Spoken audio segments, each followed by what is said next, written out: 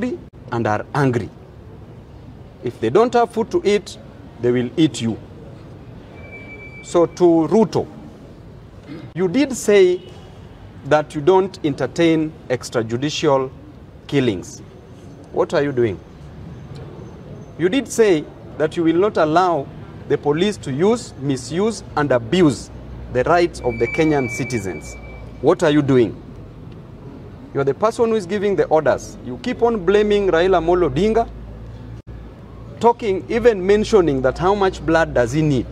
He does not need any blood. You are the one who needs blood. You are the one who is ordering the police to kill citizens, to shoot citizens. Raila does not command the police. You are the one who is commanding them and giving instructions for them to be killed. So don't ask how much blood Raila needs. Ask how much blood do you need. We are ready to give you blood, the much that you need. You don't even need to come for those bloods from us. We will bring blood to you because we want to make it easier for you.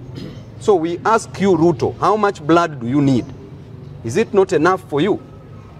And I can tell you, there's a time in 2007, you were in opposition. You were fighting for the rights of Kenyans.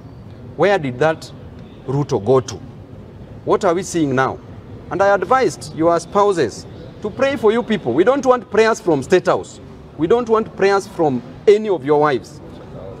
Let those prayers be directed to you and your deputy. You need more prayers than Kenyans. Thank you. No, kama ni arrest, wataweza fanya kila siku, we don't care. Your Honor, I have a question. Any question? Okay, we've seen that Azimio has made they have postponed the maandamano. What are the reasons why they have postponed it? In Baba's wisdom, he decided to postpone the maandamano because he's my boss. I will abide by what my boss has said. But I urge Baba, let us, after this, after tomorrow, which is Wednesday, let these mandamanos go on even daily. Yes. Let every Kenyan be arrested. Yes.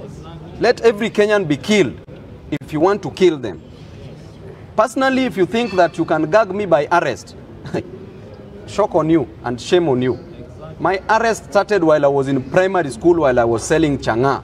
In high school, several arrests. As a student leader, several arrests. So what are you scaring me with? There's nothing you can do to me.